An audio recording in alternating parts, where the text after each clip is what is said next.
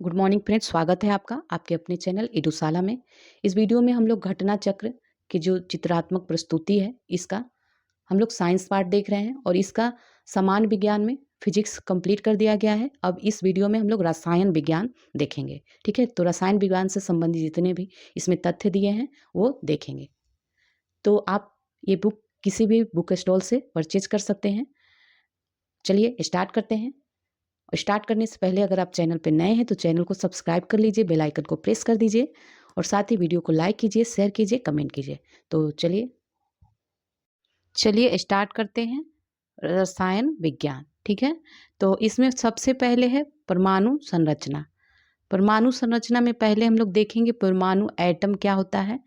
तो ये परिभाषा देख लीजिए, किसी तत्व के सूक्ष्मतम कण जो होता है जो रासायनिक अभिक्रियाओं में बिना अपघटित हुए भाग लेता है वो क्या कहलाता है? परमाणु कहलाता है। इसका आकार देखते हैं तो सबसे छोटा आकार जो होता है हाइड्रोजन का होता है। परमाणु का आकार सबसे छोटा हाइड्रोजन का होता है और ये 0.28 एंगस्ट्रम त्रिज्या इसकी होती है। अन्य परमाणु की त्रिज्या कितनी होती है? 0.7 एंगस्ट्रम से 2.5 एंगस्ट्रम होती है। भार देखिए, सबसे हल्का हाइड्रोजन होता है, 1.008 AMU हाइड्रोजन का भार है। अन्य परमाणु के भार जो होता है द्रव्यमान होता है 2 से लेके 260 AMU तक। हाइड्रोजन की खोज किसने की थी? 1H1 की खोज ये हाइड्रोजन का है। तो इसकी खोज करता है हेनरी कैवेंडिश, जो 1766 में इसकी खोज किया था। नामकरण जो किया था लवासिये ने किया था। इसका नामकरण लवासिये ने किया था। अब परमाणु की संरचना देखते हैं। मूल कणों से ये निर्मित होता है। इसमें दो तरह के होते हैं, अस्थाई मूलकण और अस्थाई मूलकण। तो अस्थाई मूलकण में कौन कौन आ जाएंगे? इलेक्ट्रॉन, प्रोटॉन और न्यूट्रॉन।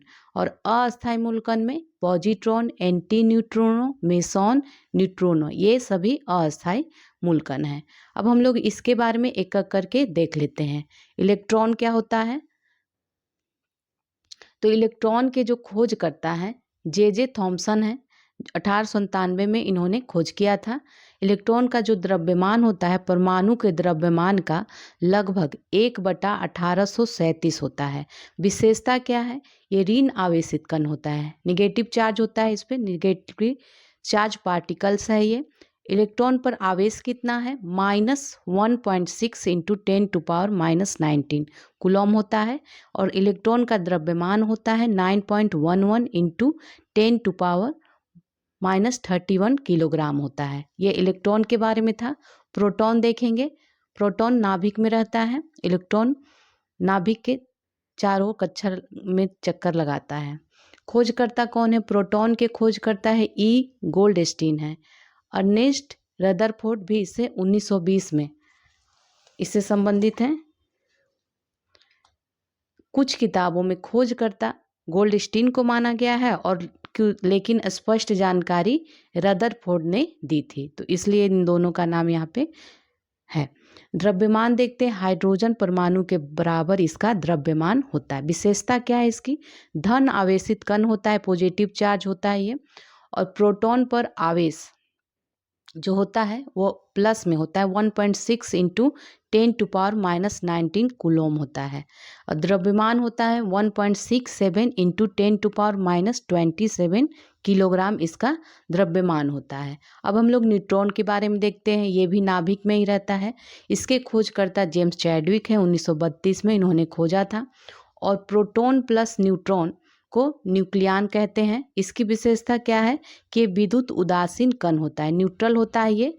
द्रव्यमान इसका कितना होता है? ये इसका द्रव्यमान हाइड्रोजन परमाणु के बराबर या प्रोटॉन के द्रव्यमान के बराबर होता है, 1.67 इंटू 10⁻⁻27 किलोग्राम है। अब इनकी स्थिति देख लीजिए। परमाणु संरचना में ये यहाँ पे न्यूट्रॉन प्लस प्रोटॉन रहते हैं, P+N होता है नाभिक के अंदर, और ये सब जो है ये इलेक्ट्रॉन है। ठीक है, ये इलेक्ट्रॉन है। और प्रोटॉन प्लस न्यूट्रॉन को न्यूक्लियन कहते हैं। ये न्यूक्लियस है और ये परमाणु कक्ष है। ठीक है, इलेक्ट्रॉन चारों तरफ चक्कर लगा रहा है। अब परमाणु क्रमांक क्या होता है? एटॉमिक नंबर, इसका प्रतीक Z होता है। परमाणु क्रमांक नाभिक में उपस्थित प्रोटॉनों की संख्या को कहते हैं।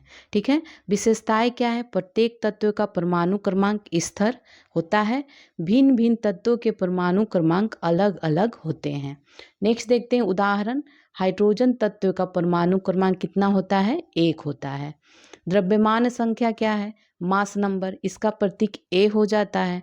द्रव्यमान संख्या नाभिक में प्रोटॉनों की संख्या प्लस नाभिक में न्यूट्रॉनों की संख्या को द्रव्यमान संख्या कहते हैं। ठीक है, P + N है, ये द्रव्यमान संख्या है।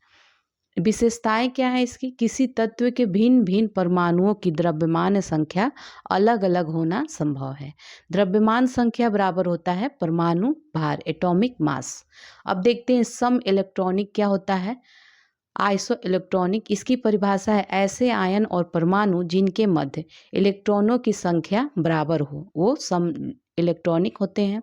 इलेक्ट्रॉनिक विन्यास एक समान होता है इनका। उदाहरण देख लीजिए, Na+, Mg++, F-, O-, एवं Ne, प्रत्येक में 10 इलेक्ट्रॉन है। इन सब में प्रत्येक में 10 इलेक्ट्रॉन है। अब नेक्स्ट आते हैं समस्थानिक आइसोटोप्स क्या है? समान परमाणु क्रमांक लेकिन भिन्न परमाणु द्रव्यमान वाले परमाणु जो होते हैं ये समस्थानिक कहलाते हैं। किसी तत्व के समस्थानिकों में प्रोटॉन की संख्या समान लेकिन न्यूट्रॉनों की संख्या भिन्न भिन्न होती है। उदाहरण देख लीजिए, हाइड्रोजन और ऑक्सीजन में हाइड्रोजन का 1H1 को प्रोटियम कहते हैं, हाइड्रोजन 1H2 है ड्यूटेरियम को कहा जाता है, और हाइड्रोजन 1H3 ट्राइटियम को कहा जाता है। ऑक्सीजन O816 है, ये ऑक्सीजन O817 है और ऑक्सीजन O818 है। ठीक है, अब आगे देखते हैं संभारिक आइसोबार क्या है? तो इसकी परिभाषा है समान परमाणु द्रव्यमान परंतु भिन्न परमाणु क्रमांक वाले जो परमाणु होते हैं वो आइसोटोप होते हैं। ठीक है, आइसोबार, ठीक है, संभारिक होते हैं।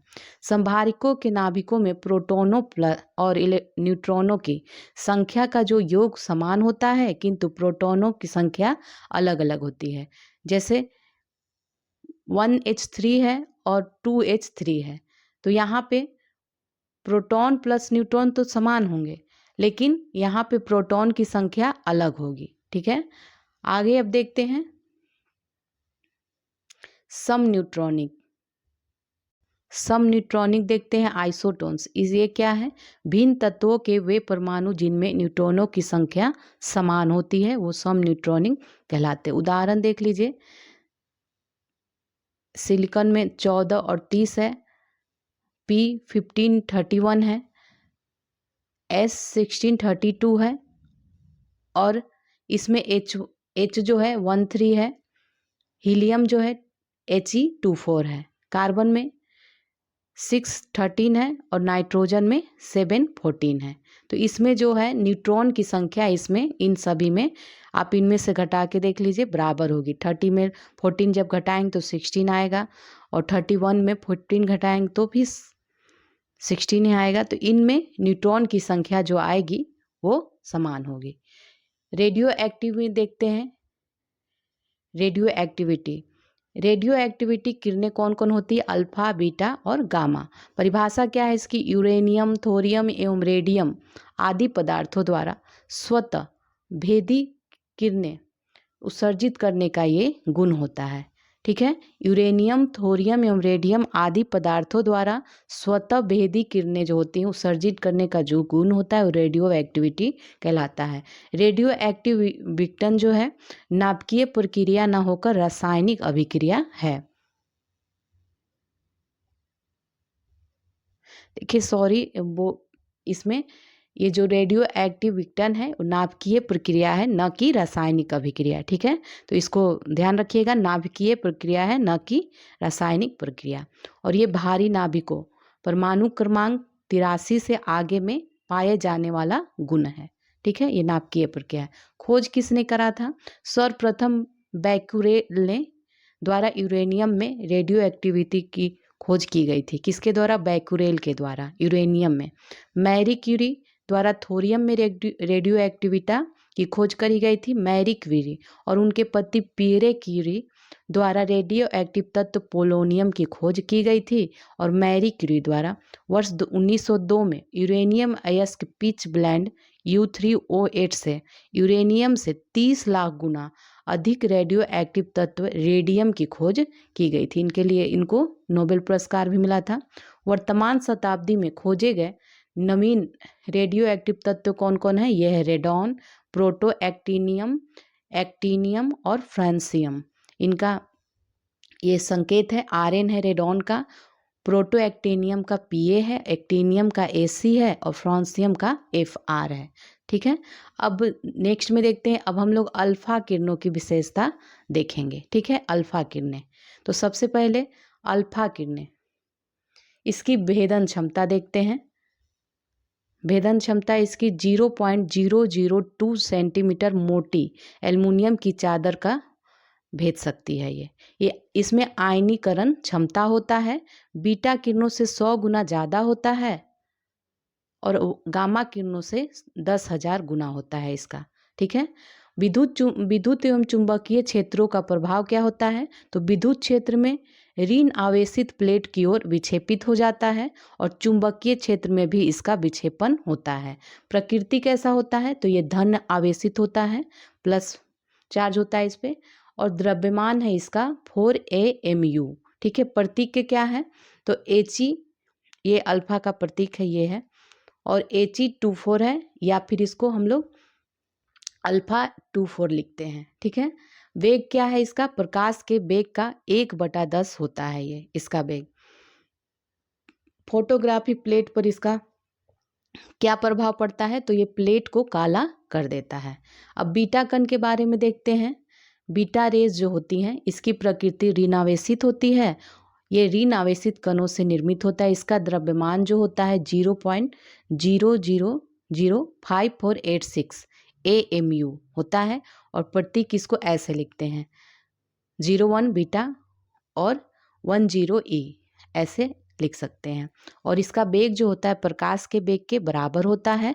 फोटोग्राफिक प्लेट पर इसका प्रभाव अल्फा किरणों की अपेक्षा प्लेट को कम काला करती है। विद्युत एवं चुंबकीय क्षेत्रों का प्रभाव देखिए। तो विद्युत क्षेत्र में ये धन आवेशित प्लेट की ओर विक्षेपित होती है और चुंबकीय क्षेत्र में भी इसका विक्षेपण होता है। आयनीकरण क्षमता क्या है? अल्फा किरणों से 100 गुना ये अधिक होती है। ठीक है, तो आयनीकरण अल्फा किरणों से 100 गुना ये अधिक होता है। भेदन क्षमता क्या है? कि 0.02 सेंटीमीटर मोटी एल्युमिनियम की चादर को भेदन ये कर सकती है। अब हम लोग देखेंगे गामा किरणें के बारे में। इसकी प्रकृति क्या है? तो ये विद्युत उदासीन होता है। तरंगदैर्घ्य जिसका लगभग 1 एंगस्ट्रॉम होता है। वेग क्या होता है? लगभग प्रकाश के वेग के बराबर होता है। फोटोग्राफिक प्लेट पर इसका प्रभाव क्या होता है? तो ये अल्फा एवं बीटा किरणों की अपेक्षा प्लेट को सबसे कम काला करती है। और विद्युत एवं चुंबकीय क्षेत्रों का प्रभाव, तो इस पर कोई प्रभाव, विद्युत और चुंबकीय क्षेत्रों पर कोई प्रभाव ये नहीं करता। आयनीकरण क्षमता जो है इसकी अल्फा किरणों से 1/10,000 गुना अधिक है और बीटा किरणों से 1/100 गुना अधिक है। भेदन क्षमता 100 सेंटीमीटर मोटी एल्युमिनियम की चादर को भेद सकती है ये। ठीक है, इसकी भेदन है। अब परीक्षा दृष्टि से महत्वपूर्ण देख लीजिए। हीलियम के नाभिक में 2 प्रोटॉन और 2 न्यूट्रॉन होते हैं। परमाणु में कक्षा को भरने का जो क्रम है नियंत्रित होता है किसके द्वारा? तो ऑफ बाउ सिद्धांत के द्वारा। रेडियो एक्टिविटी मापी जाती है गाइकर काउंटर से। रेडियो एक्टिविटी के आविष्कारक हैं अंटोइन हेनरी बैकुरेल। 1896 में इन्होंने आविष्कार किया था।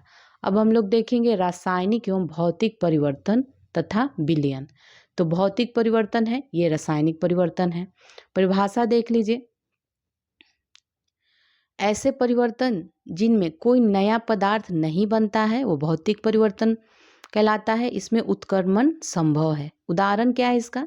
बर्फ को गर्म किया जाना, जल को गर्म करना, ये सभी भौतिक परिवर्तन के उदाहरण हैं। अस्थायी परिवर्तन में पदार्थ परिवर्तित नहीं होता। अब हम लोग देखेंगे रासायनिक परिवर्तन। तो रासायनिक परिवर्तन में क्या होता है, ऐसे परिवर्तन जिनमें एक नया पदार्थ बनता है, पदार्थ का जो द्रव्यमान है वो परिवर्तन होता है, अनुत्क्रमणीय प्रक्रिया है ये।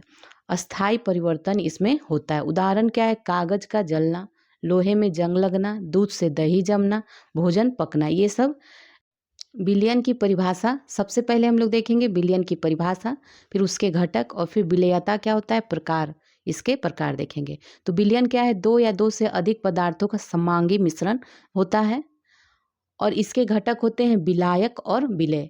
तो विलायक क्या होता है, विलयन के जिस घटक की मूल भौतिक अवस्था विलयन जैसी होती है उसे विलायक कहते हैं। और विलेय क्या होता है, विलयन में विलीन पदार्थ को विलेय कहते हैं। ठीक है। विलेयता क्या होता है, किसी पदार्थ की वह मात्रा जो निश्चित ताप पर 100 ग्राम विलायक को संतृप्त करने के लिए आवश्यक होती है। और विलेयता जो होता है, विलयन के ताप, विलय तथा विलाय की प्रकृति एवं विलय के कणों के आकार पर निर्भर करता है। ठीक है। तो ये हो गया इसका। अब हम लोग प्रकार देखते हैं। तो ये संतृप्त विलयन होता है, असंतृप्त विलयन होता है, अति संतृप्त विलयन होता है, तनु विलयन होता है, और सांद्र विलयन होता है। इनको देख लेते हैं। तो संतृप्त विलयन क्या है, ऐसी अवस्था जब विलयन में विलय घुलना बंद हो जाता है, ये संतृप्त विलयन है, सेचुरेटेड सॉल्यूशन। और असंतृप्त अनसेचुरेटेड सॉल्यूशन जो है, विलयन में विलय की और अधिक मात्रा घोला जा सके, ये असंतृप्त विलयन कहलाता है। अति संतृप्त विलयन क्या है, ऐसा विलयन जिसमें विलेय पदार्थ की मात्रा अधिक और संतृप्त विलयन की मात्रा कम होती है, उसे अति संतृप्त विलयन कहे जाते हैं। तनु विलयन क्या है, तो तनु विलयन जो होता है, विलयन में विलेय की मात्रा कम होती है इसमें, और सांद्र विलयन में विलेय की मात्रा अधिक होती है, ये सांद्र विलयन होता है। तो विलयन हम लोगों ने देख लिया। अब नेक्स्ट देखते हैं परासरण। परासरण क्या होता है, इसमें हम लोग सबसे पहले अर्ध पारगम्य झिल्ली के बारे में देखेंगे।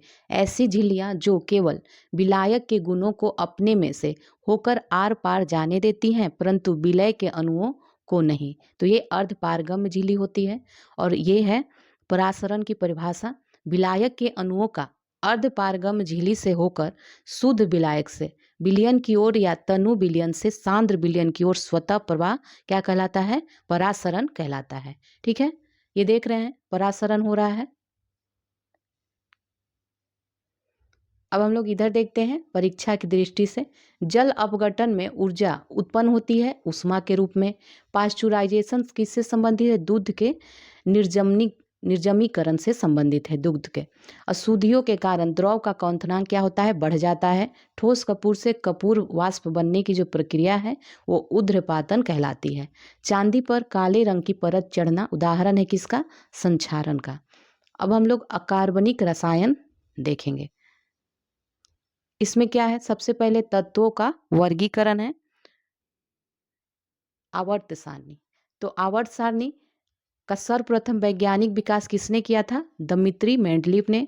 आधुनिक आवर्त सारणी का विकास हेनरी मोजले के द्वारा किया गया है। ठीक है। और मेंडलीव का आवर्त नियम क्या है, तत्वों के जो गुण धर्म होते हैं उनके परमाणु भारों के आवर्ती फलन होते हैं, ये मेंडलीव के आवर्त सारणी का नियम है। और आधुनिक आवर्त नियम क्या है, तत्वों के भौतिक तथा रासायनिक गुण धर्म उनके परमाणु क्रमांकों के आवर्ती फलन होते हैं। ठीक है।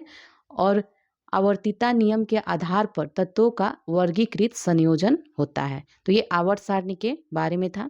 अब हम लोग आगे देखेंगे, परीक्षा दृष्टि से महत्वपूर्ण है जो तीसरे और चौथे समूह के ऑक्साइड का सामान्य गुणधर्म उभयधर्मी होता है, बेसिक और एसिडिक दोनों।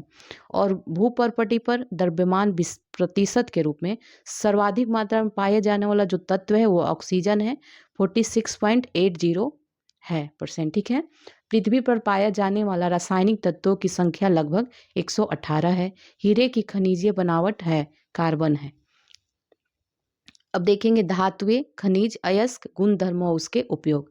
तो तत्व क्या होता है, ऐसे पदार्थ जो एक ही प्रकार के परमाणुओं से बने होते हैं तथा उन्हें भौतिक व रासायनिक विधियों से तोड़ा नहीं जा सकता, वो तत्व एलिमेंट कहलाता है। इसका प्रमुख स्रोत भूपर्पटी है और प्रमुख प्रकार है धातु, अधातु, मेटल, नॉन मेटल्स और उपधातु। उपधातु में धातु प्लस अधातु दोनों होते हैं। अब देखते हैं हम लोग धातु में मेटल्स देखते हैं। तो भूपर्पटी से सर्वाधिक पाई जाने वाली जो धातु है वो एल्युमिनियम है।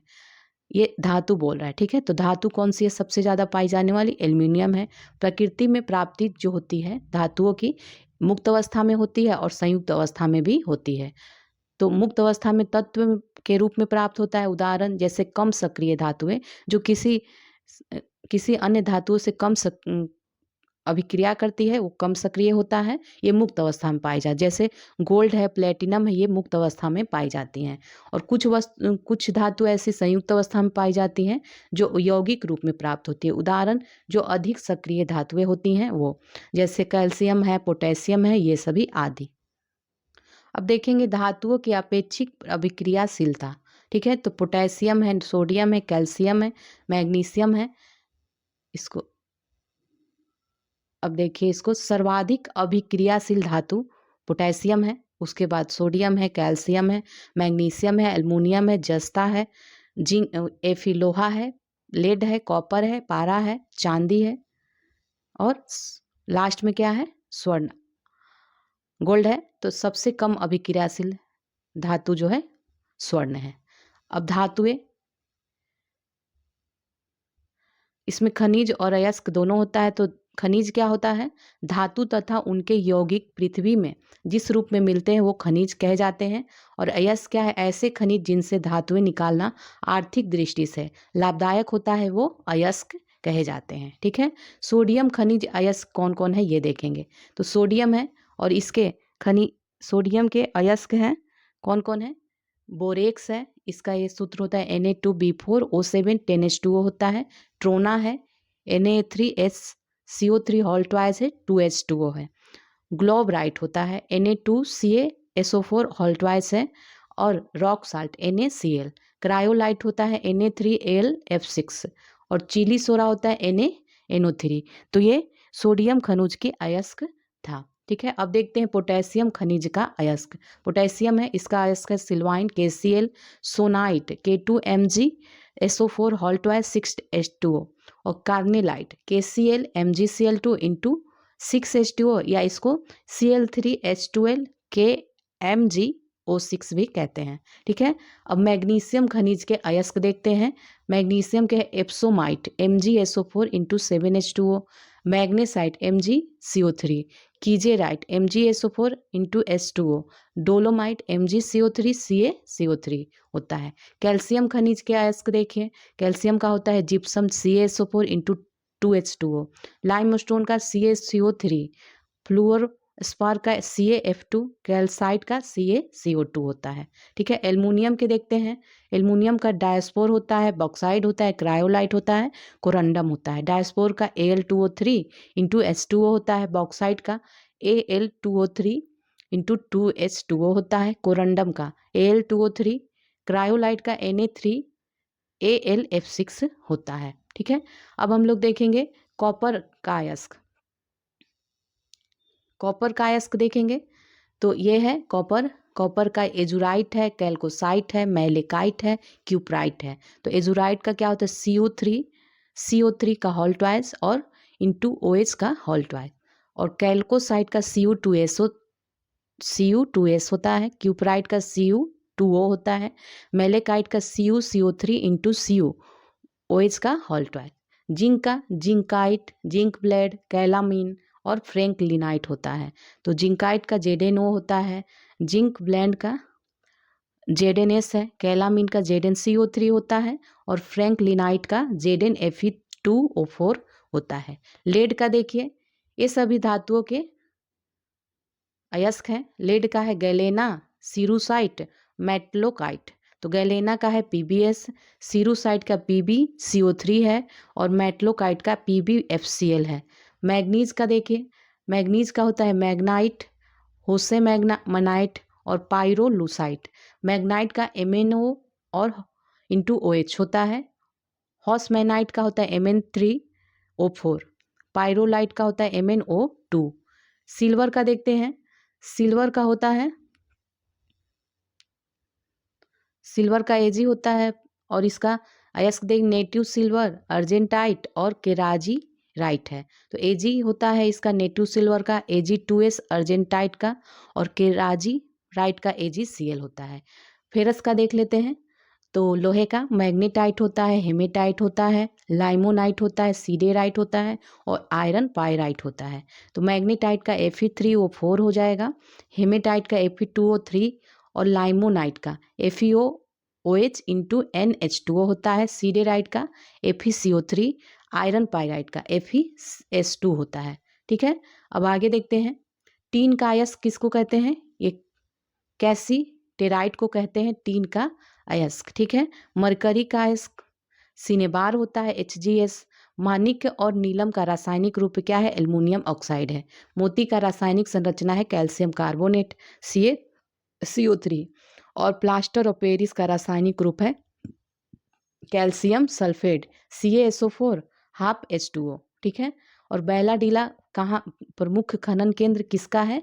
हेमेटाइट लौह अयस्क का ये है। ठीक है, अब आगे देखते हैं मिश्र धातु।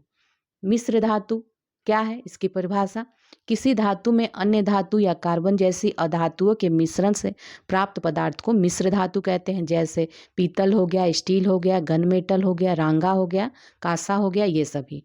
अब ये देख लेते हैं, अमलगम बनाने वाली धातु कौन होती है? पारा होती है।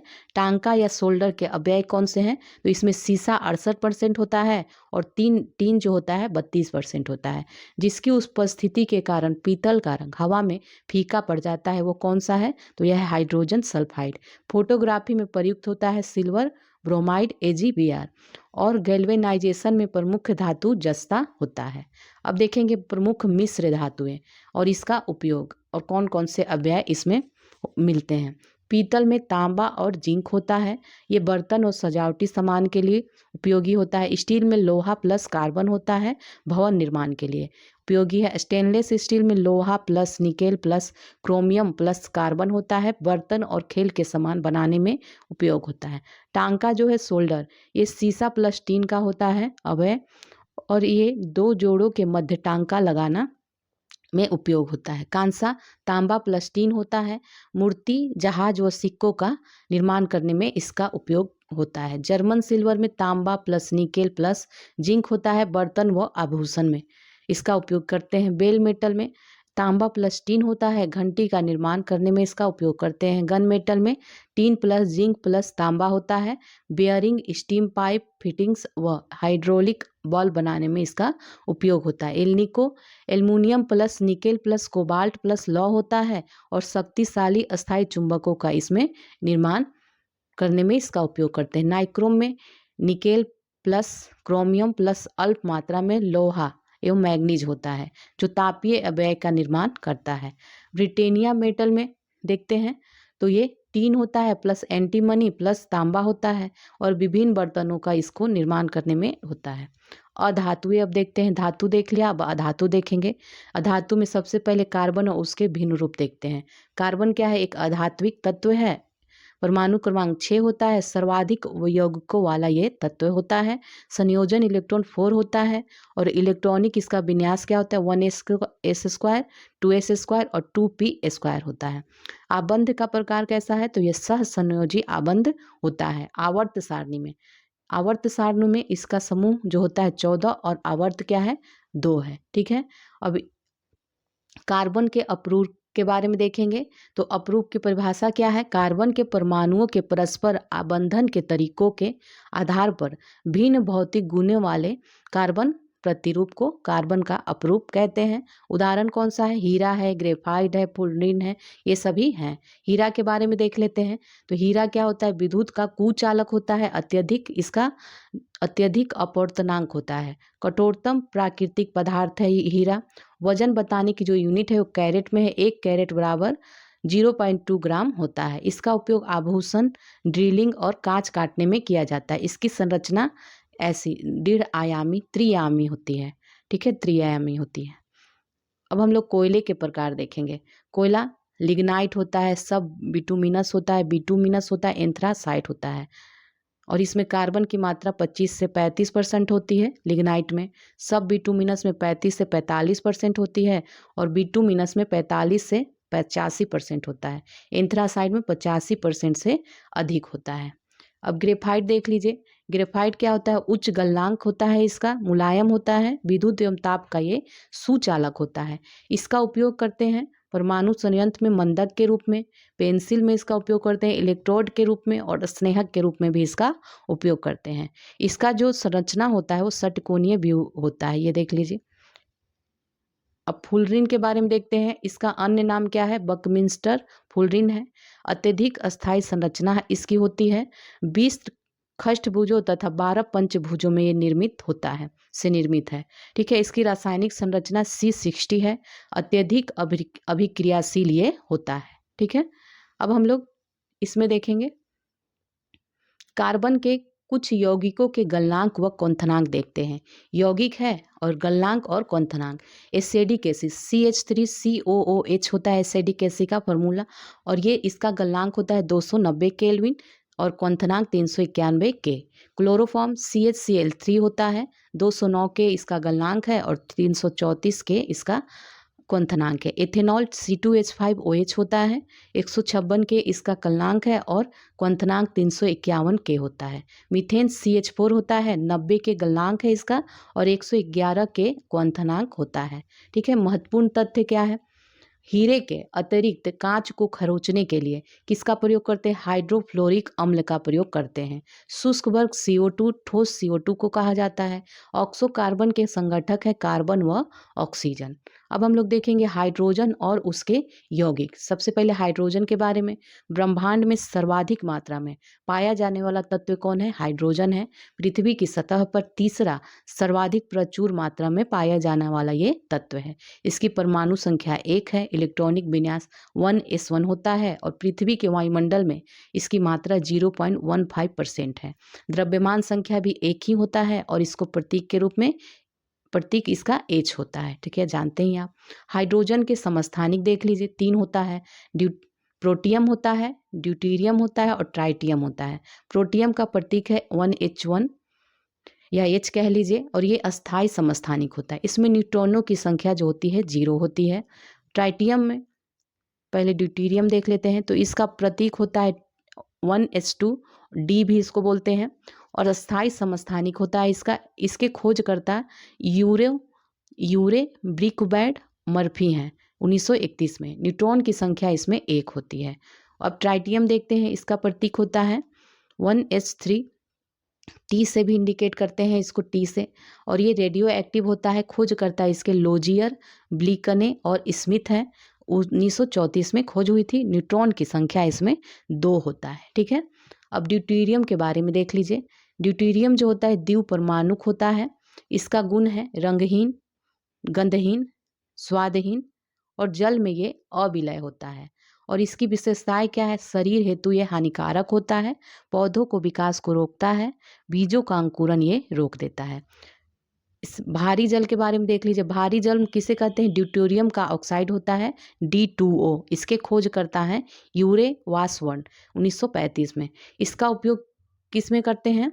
तो ये नाभिकीय संयंत्रों में न्यूट्रॉन मंदक के रूप में ड्यूटेरियम का उपयोग किया जाता है और ड्यूटेरियम तथा ड्यूटेरियम के यौगिक बनाने में इसका उपयोग किया जाता है। तो ये हो गया ड्यूटेरियम के बारे में। जल 2 प्रकार के होते हैं, मृदु जल, कठोर जल। ऐसा जल जो साबुन के साथ आसानी से झाग बनाता है, तो ये मृदु जल होता है। और कठोर जल कौन होता है? ऐसा जल जो साबुन के साथ कठिनाई से झाग बनाता है, ये कठोर जल। कठोरता का कारण क्या है? तो इसके जल में घुले कैल्शियम और मैग्नीशियम के बाइकार्बोनेट, क्लोराइड, सल्फेट तथा नाइट्रेट के आदि के इसमें लवण होते हैं, जिस वजह से ये कठोर हो जाता है। अब हाइड्रोजन पर ऑक्साइड के बारे में देखेंगे। इसकी खोज किसने करी थी? तो खोजकर्ता इसके थिनार्ड हैं 1818 में। इसका सूत्र होता है H2O2। उपयोग क्या है? कीटनाशी के रूप में, प्रतिरोधी, घाव धोना, गरारे करना, कान साफ करना, इन सभी में। हाथी दांत, ऊन, रेशम, पंख व बाल आदि के विरंजन में, दूध एवं शराब आदि के परिरक्षण में, रॉकेट, जेट, पनडुब्बियों और टॉर्पीडो के नोदन में इसका उपयोग करते हैं। ईंधन एवं ईंधन के ऑक्सीकारक के रूप में इसका प्रयोग करते हैं। गुण क्या है इसका? ये फीका नीला होता है, गाढ़ा द्रव है। जल, एल्कोहल एवं ईथर में ये विलय होता है। 0 डिग्री सेल्सियस पर इसके जो अपेक्षित घनत्व हैं वो 1.47 होता है। क्वथनांक जो होता है 150.2 2 डिग्री सेल्सियस होता है। हिमांक इसका 0.43 डिग्री सेल्सियस होता है।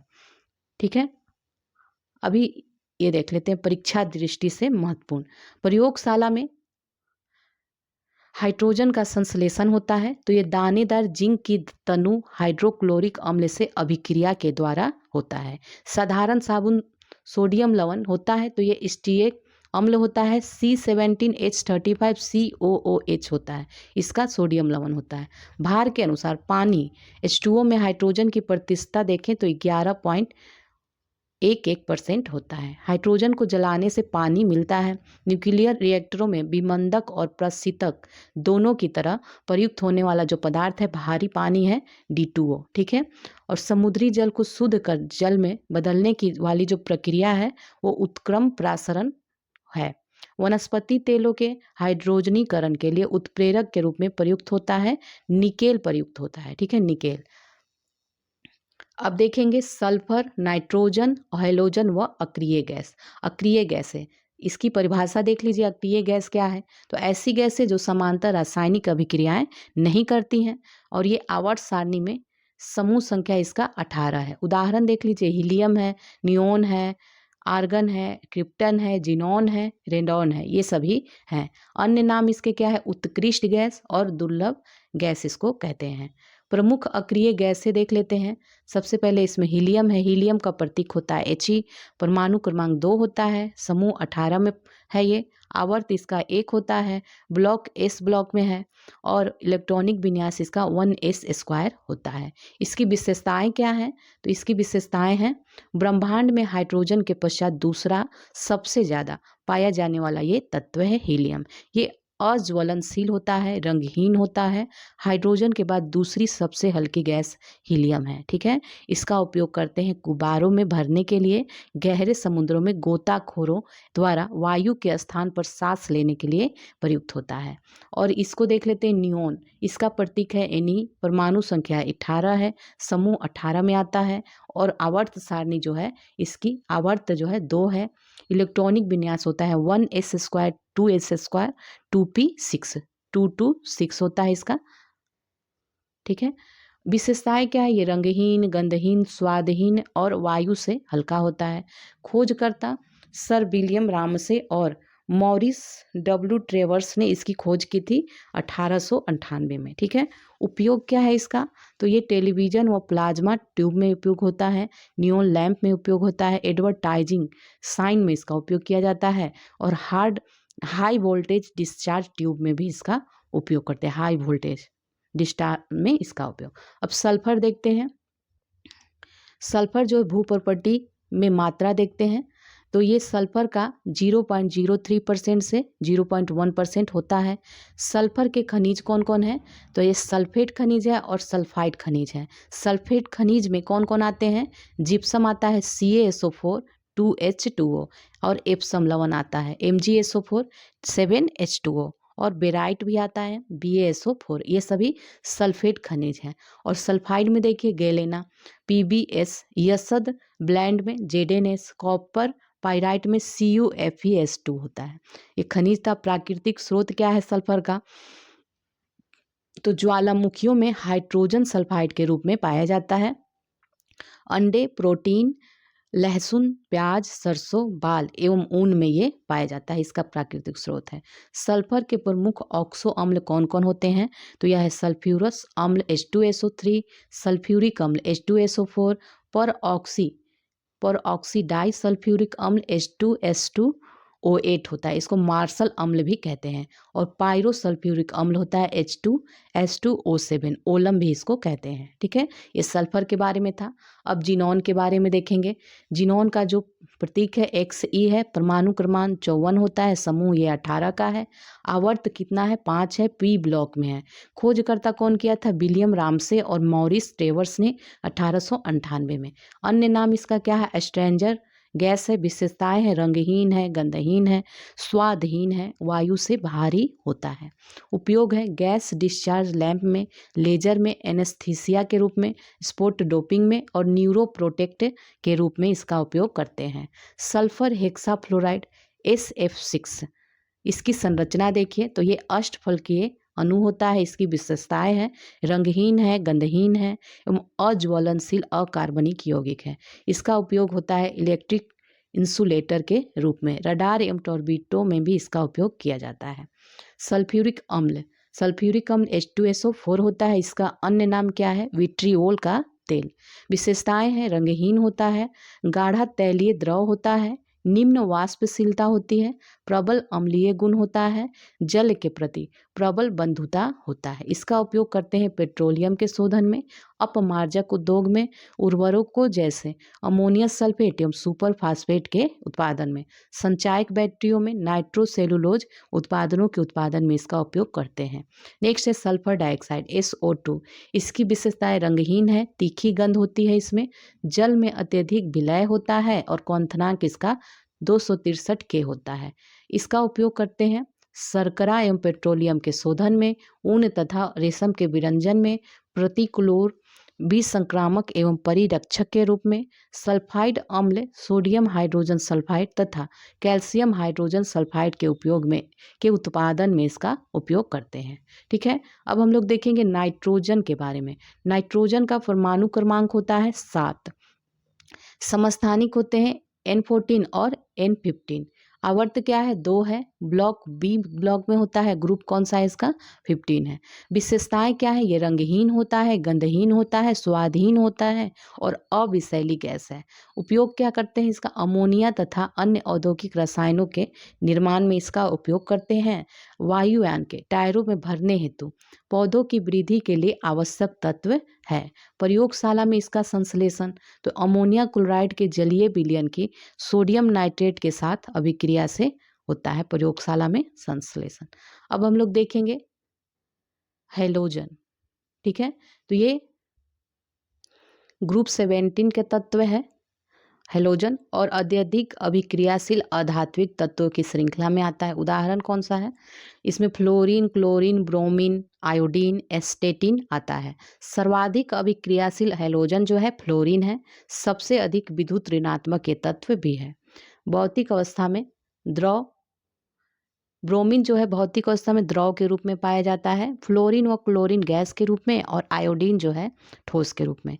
रंग युक्त होता है, फ्लोरीन है पीले रंग का होता है, क्लोरीन हरापन लिए हुए पीला होता है और ब्रोमीन जो होता है लाल होता है, आयोडीन बैगनी कलर में होता है। ठीक है, अमोनिया के बारे में देखते हैं। NH3 जो होता है अमोनिया, अन्य नाम इसका क्या है? नाइट्रोसिल एवं बैपरोल है। विशेषताएं हैं, तीखी गंध वाली गैस होती है, रंगहीन होता है, जल में अत्यधिक ये विलय होता है। इसका हिमांक 198.4 के होता है, क्वथनांक होता है 239.7 के। ठीक है, इसका उपयोग कहाँ करते हैं? नाइट्रोजनी उर्वरकों में तथा अमोनियम नाइट्रेट में, urea, ammonia phosphate, ammonium sulphate के उत्पादन में और अश्रु गैस के उत्पादन में इसका उपयोग करते हैं। ठीक है,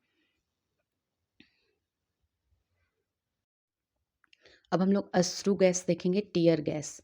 ठीक है, इसका उपयोग किया जाता है अनियंत्रित भीड़ को तितर बितर करने में। अश्रु गैस का प्रभाव क्या होता है? आंखों में जलन होती है और आंसू टपकना होता है।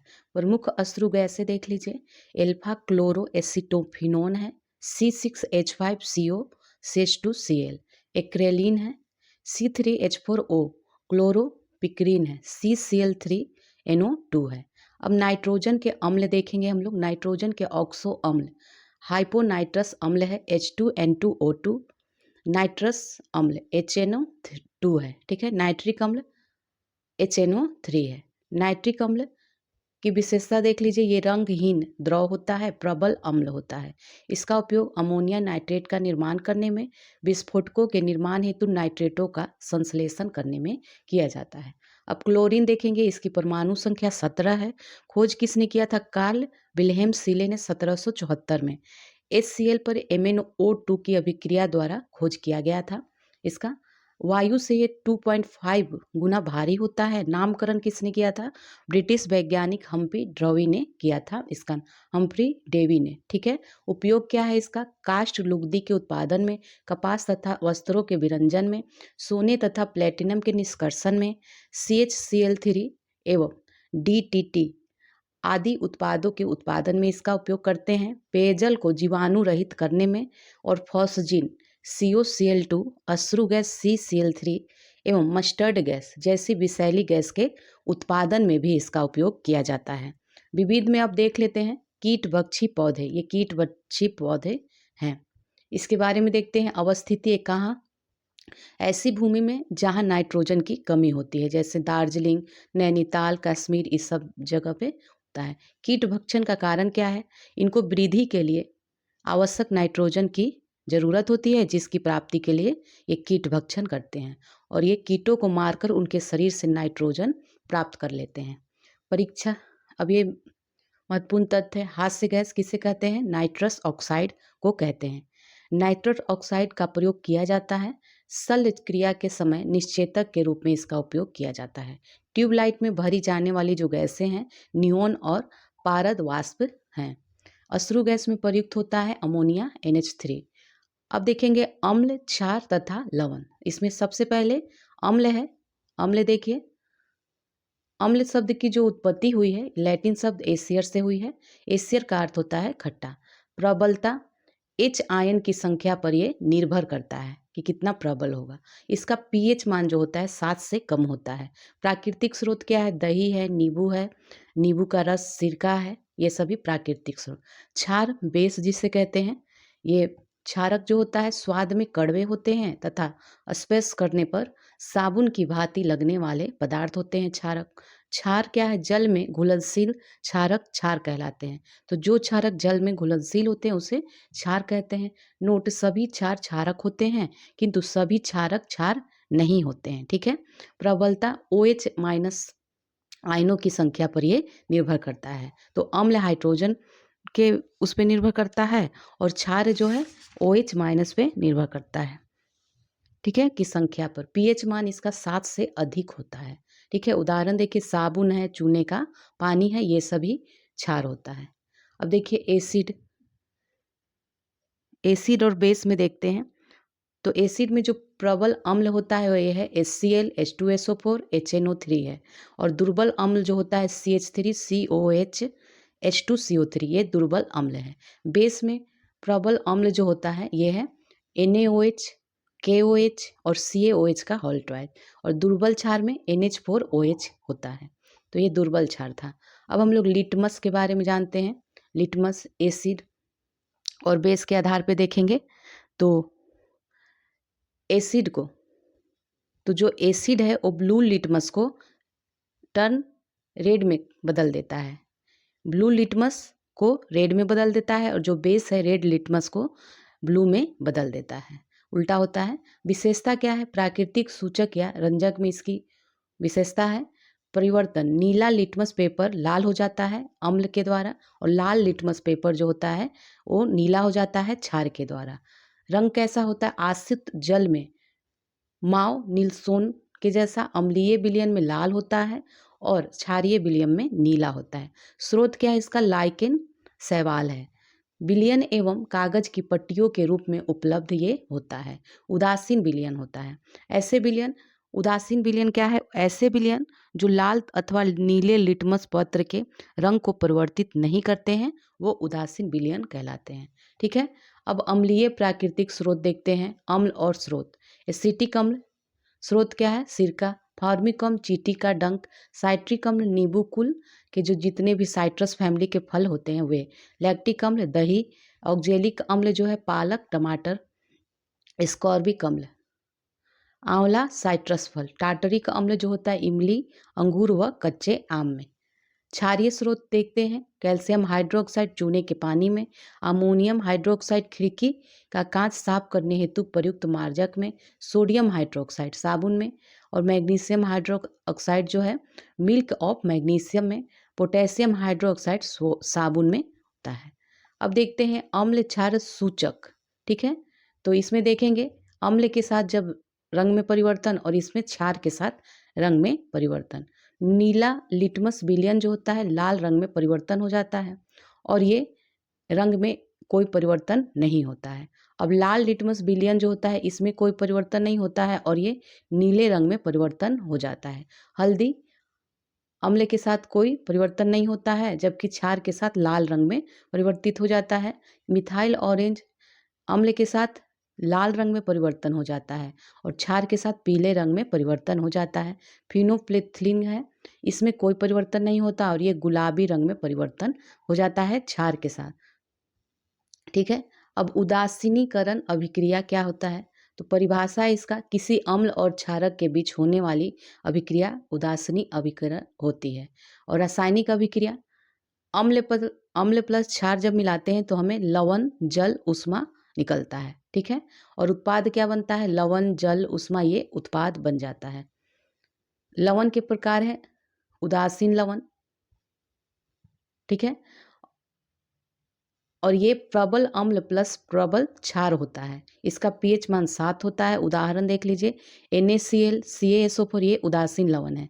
अम्लीय लवण में क्या होता है? प्रबल अम्ल प्लस दुर्बल क्षार होता है। इसका पीएच मान 7 से कम होता है। उदाहरण के रूप में NH4Cl है, NH4NO3। क्षारीय लवण में क्या होता है? प्रबल क्षार प्लस दुर्बल अम्ल होता है। इसका पीएच मान 7 से अधिक होता है। उदाहरण है CaCO3, CH3COONA। अब आगे महत्वपूर्ण तथ्य देखते हैं। साधारण नमक सोडियम क्लोराइड को कहा जाता है NaCl। एंटासिड होते हैं, भस्म होते हैं। एक्वा रेजिया बनता है नाइट्रिक अम्ल तथा हाइड्रोक्लोरिक अम्ल से। आयोडीकृत लवण में रहता है पोटेशियम आयोडाइड रहता है। चूने के पानी में CO2 प्रवाहित करने पर उसका रंग कैसा हो जाता है? दूधिया हो जाता है। नीला तोता रासायनिक रूप है किसका? CuSO4 5H2O का। हाइड्रोकार्बन के बारे में अब देखते हैं। इसकी विशेषता क्या है? कार्बन तथा हाइड्रोजन के यौगिक होता है। इसका मुख्य स्रोत है कोल तथा पेट्रोलियम। ये प्रकार देखिए, संतृप्त हाइड्रोकार्बन होता है और असंतृप्त हाइड्रोकार्बन होता है। ठीक है, और भी होते हैं हाइड्रोकार्बन, चक्रीय हाइड्रोकार्बन होते हैं, एरोमेटिक हाइड्रोकार्बन होता है। तो इनको एक एक करके देखते हैं। ठीक है, सबसे पहले संतृप्त हाइड्रोकार्बन, तो ये एकल कार्बन इसमें होता है। कार्बन आबंध जो होता है एकल होता है। उदाहरण जैसे एल्केन होता है। असंतृप्त हाइड्रोकार्बन में बहुल कार्बन होते हैं। जो कार्बन आबंध होते हैं बहुल होते हैं। उदाहरण क्या है? एल्कीन तथा एल्काइन। चक्रीय हाइड्रोकार्बन में कार्बन परमाणुओं की संवृत श्रृंखला या वलय होता है। उदाहरण है साइक्लो एल्केन। एरोमेटिक हाइड्रोकार्बन विशिष्ट गंध वाले हाइड्रोकार्बन होते हैं। इसका उदाहरण है बेंजीन, टोलुइन और नैप्थलीन, ये सभी। इसका उपयोग बहुलकों का निर्माण करने में, पेंट में विलायक के रूप में, रंजकों का निर्माण करने में, औषधियों का निर्माण करने में भी किया जाता है। ठीक है, अब हम लोग एल्केन पे आते हैं। एल्केन क्या है? परिभाषा है इसकी, कार्बन कार्बन, ये जो एकल आबंध युक्त बंध होते हैं, कार्बन कार्बन का एकल आबद्ध युक्त संतृप्त विवृत श्रृंखला वाला हाइड्रोकार्बन को एल्केन कहा जाता है। इसमें एकल कार्बन के एकल बंध होते हैं। ठीक है, इसको एल्केन कहते हैं। और इसका सरलतम एल्केन कौन सा है? CH4 मीथेन है। अन्य नाम इसका क्या है? पैराफिन। ठीक है, पैरम मतलब कम होता है, अफिन मतलब क्रियाशील होता है। इसका गुण धर्म क्या है? ये अध्रुवीय यौगिक है। दुर्बल वांडर वाल्स बॉल से आबद्ध होता है।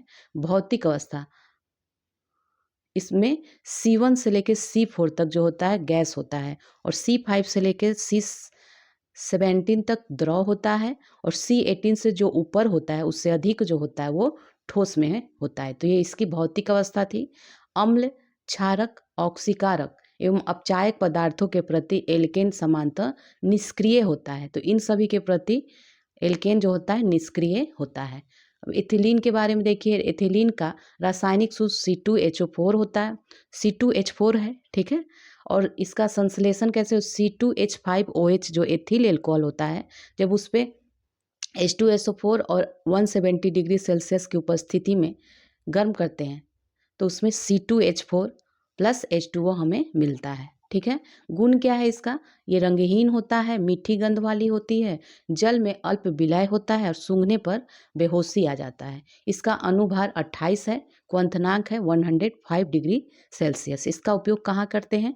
फलों को कृत्रिम विधि से पकाने हेतु, निश्चेतक के रूप में, पॉलीथीन निर्माण हेतु, मस्टर्ड गैस के निर्माण हेतु इसका प्रयोग किया जाता है। ठीक है, अब एल्कीन देखते हैं। एल्कीन क्या है? इसकी परिभाषा एलिफैटिक असंतृप्त हाइड्रोकार्बन जिनमें एक कार्बन कार्बन युग्मबद्ध जो होता है उपस्थित होता है, ये इसका सूत्र है। ठीक है, तो एल्कीन का है। अन्य नाम इसको ओलिफिन भी कहा जाता है। इसका सामान्य सूत्र होता है CnH2n। सरलतम एल्कीन C2H4 होता है। प्रमुख एल्कीन कौन सा है? C2H4 एथिलीन और C3H6 जो है प्रोपिलीन होता है, इसका प्रमुख एल्कीन होता है। अब एल्काइन देखेंगे। एल्काइन जो होता है एल्फैटिक असंतृप्त हाइड्रोकार्बन जिनमें एक कार्बन त्रिक बंध होता है। ये देखिए 3 बंध है ना कार्बन का, ये त्रिक बंध होता है, ये एल्काइन कहलाता है। अन्य नाम इसका एसिटिलीन है। सामान्य सूत्र होता है इसका CnH2n-2। सरलतम एल्काइन जो होता है एथाइन होता है C2H2। ठीक है, अब हम लोग एसिटिलीन देखेंगे। एसिटिलीन का संश्लेषण कैसे होता है? ये CaCO फिर से देख लीजिए CaC2 को प्लस H2O, ये समीकरण है, तो इससे हम लोग को एसिटिलीन प्राप्त होता है। इसका गुण क्या है? ये रंगहीन होता है, गंधहीन होता है, जल में अल्प विलय होता है, वायु से हल्का होता है। इसके संपीड़ित एसिटिलीन से भयंकर विस्फोट होता है। उपयोग है इसका कार्बाइड लैंपों में प्रदीपक गैस के रूप में, ऑक्सी एसिटिलीन ब्लो पाइप में धातुओं के वेल्डिंग व उन्हें काटने में प्रयोग किया जाता है। बेंजीन देखिए, बेंजीन को खोज किसने करा था? माइकल फेराडे ने 1825 में। नामकरण इसका मिट सरले 1834 ईस्वी में किया था। अनुसूत्र इसका है C6H6। बेंजीन की संरचना की खोज किया था फ्रेडरिक ऑगस्ट केकुले द्वारा 1825 में। वाणिज्यिक स्रोत क्या है इसका? कोल तार है, कोल तार। रासायनिक प्रकार है एरोमेटिक हाइड्रोकार्बन। संरचना ऐसी होती है C6। बेंजीन की संरचना ये है। अब महत्वपूर्ण तथ्य देखते हैं। रासायनिक हथियार के रूप में प्रयोग की जाने वाली जो गैस है वो मस्टर्ड गैस है, C4H8Cl2S है। सिगरेट लाइटर में प्रयुक्त गैस है ब्यूटेन। छपाई में प्रयोग की जाने वाली स्याही प्राप्त की जाती है मीथेन के अपघटन से। अग्निशामक के रूप में प्रयुक्त रसायन पाइसिन है। बेंजीन में सिग्मा और पाई बंध की संख्या होती है, सिग्मा का 12 होता है और पाई का 3 होता है, 3। अब देखते हैं एल्कोहल। इसकी परिभाषा एलिफैटिक हाइड्रोकार्बनों के हाइड्रोऑक्सी व्युत्पन्न एल्कोहल कहलाते हैं। तो एलिफैटिक हाइड्रोकार्बनों के जो हाइड्रोऑक्सी व्युत्पन्न होते हैं वो एल्कोहल कहलाते हैं। एल्कोहलों के सूत्र और उसके नाम देख लीजिए। CH3OH मेथिल एल्कोहल का नाम है। एथिल एल्कोहल का नाम है CH3CH2OH। N propyl alcohol CH3CH2CH2OH है। आइसोप्रोपिल एल्कोहल जो है CH3 का होल ट्वाइस CHOH होता है।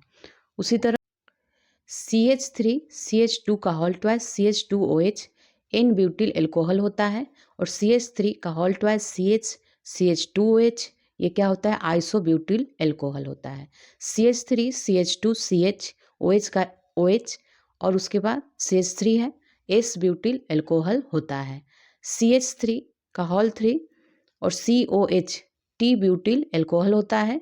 CH3CH2 का होल 3 ये CH2OH एन पेंटिल एल्कोहल या इसे एमिल एल्कोहल कहते हैं। ठीक है, अब एथिल एल्कोहल का जानते हैं। एथिल एल्कोहल का अन्य नाम एथेनॉल होता है और ये परिशुद्ध एल्कोहल होता है। 100% इसमें एथिल एल्कोहल होता है। ये power alcohol petrol plus benzene plus ethyl alcohol होता है। स्पिरिट ऑफ वाइन सभी प्रकार की शराबों का ये प्रमुख अव्यय होता है। ग्रेन एल्कोहल होता है, स्टार्च युक्त पदार्थों से ये निर्मित होता है। उसके गुण क्या हैं? रंगहीन, ज्वलनशील, तीखा स्वाद व तेज गंध होता है इसमें। उदासीन यौगिक है ये और कैल्शियम क्लोराइड के साथ अभिक्रिया करके एल्कोहोलेट का निर्माण करता है। इसका उपयोग करते हैं मेथिल युक्त स्पिरिट का निर्माण करने में। पेंट, वार्निश, गोंद, सल्फर व आयोडीन का विलायक है, विलायक करने में। और क्लोरोफॉर्म, आयोडोफॉर्म, ईथर व एथिलीन का निर्माण करने में। औषधिया, टिंचर, परफ्यूम व वार्निश का निर्माण करने में। अंतर्दहन इंजनों के ईंधन में इसका उपयोग करते हैं। कार रेडिएटरों में एंटी फ्रीज के रूप में करते हैं। स्प्रिट लैंप व एल्कोहल थर्मामीटर के रूप में करते हैं। मेथिल एल्कोहल देखते हैं, इसका सूत्र होता है CH3OH, अन्य नाम इसका मेथेनॉल है, कार्बिनॉल है, कास्टक स्प्रिच है और कास्टक नेफ्थया भी इसका नाम है।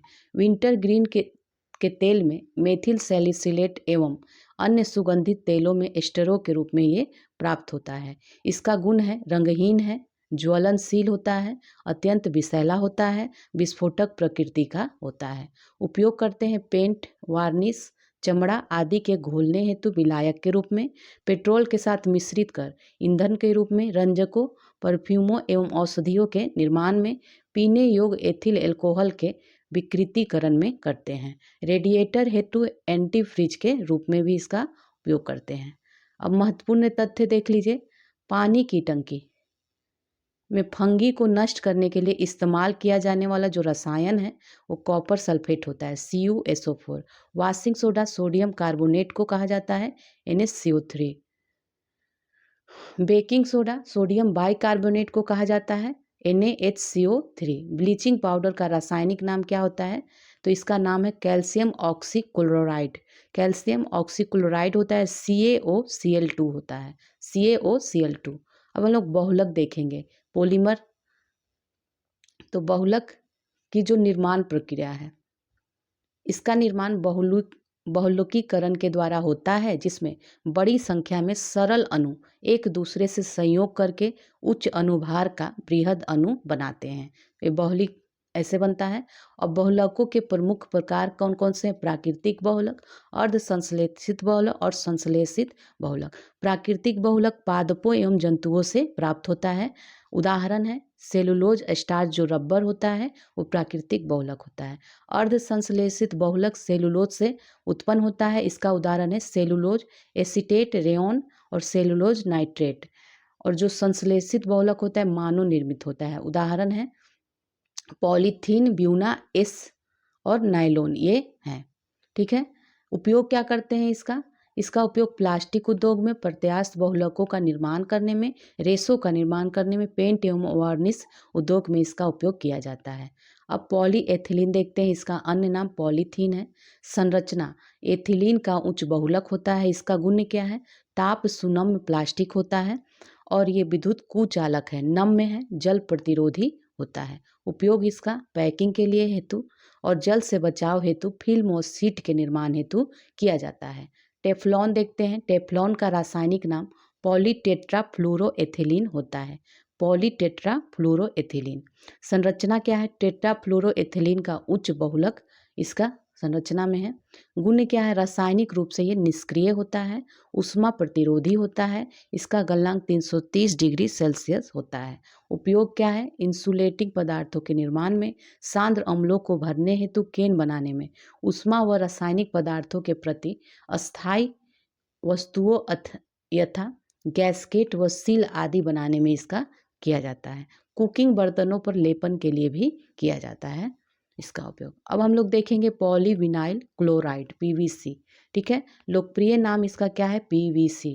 संरचना है विनाइल क्लोराइड का उच्च बहुलक होता है। इसका सूत्र है C2H3Cl का होल N। गुण क्या है? विद्युत कुचालक, जल व नमी प्रतिरोधी होता है। उपयोग होता है पाइप बनाने में, ग्रामोफोन, रिकॉर्ड, हैंडबैग, रेनकोट, अन्य जल प्रतिरोधी वस्तुओं बनाने में इसका उपयोग करते हैं। नियोप्रीन देखते हैं। नियोप्रीन का अन्य नाम है पॉलीक्लोरोप्रीन। संरचना है क्लोरोप्रीन का उच्च बहुलक होता है। इसका सूत्र होता है ये CH2CCl, CH2 का होल N है। विशेषता है एक प्रकार का एक कृत्रिम रबर होता है और उपयोग पाइप एवं बेल्ट बनाने में किया जाता है। कार्बोक्सिलिक अम्ल देखते हैं। इसका परिभाषा है कार्बनिक यौगिक जिसमें कार्बोक्सिल समूह होता है, ये इसका संरचना है। क्रियात्मक समूह के रूप में उपस्थित होता है, कार्बोक्सिल अम्ल कहलाते हैं। प्रकार कैसा है? मोनोकार्बोक्सिल, डाइकार्बोक्सिल, जिसमें मोनोकार्बोक्सिल जो है ये एक कार्बोक्सिल समूह होता है। उदाहरण इसका है एसिटिक अम्ल। डाई कार्बोक्सिल जो होता है ये 2 कार्बोक्सिल समूह का होता है, उदाहरण है सक्सिनिक अम्ल। और तीसरा है ट्राई कार्बोक्सिक अम्ल, ये 3 कार्बोक्सिल समूह में होता है। और इसका जो ये सूत्र है CH2 का होल ट्वाइस CO2H का होल ट्वाइस। उदाहरण है साइट्रिक अम्ल HOC और CH2CO2H का होल ट्वाइस। ठीक है, अब नेक्स्ट देखते हैं संतृप्त मोनोकार्बोनिक कार्बोक्सिलिक अम्लों के सूत्र और नाम। ठीक है, HCOH जो होता है HCOOH है, फॉर्मिक अम्ल है। ठीक है ये, और इसका नाम IUPAC नाम क्या है, मिथेनोइक अम्ल होता है। CH3COOH एसिटिक अम्ल होता है और इसका IUPAC जो नाम है एथेनोइक अम्ल होता है। उसी तरह CH3CH2COOH प्रोपियोनिक अम्ल होता है, इसका नाम होता है प्रोपेनोइक अम्ल। CH3CH2CH2COOH ब्यूटरिक अम्ल होता है और ये ब्यूटेनोइक अम्ल होता है।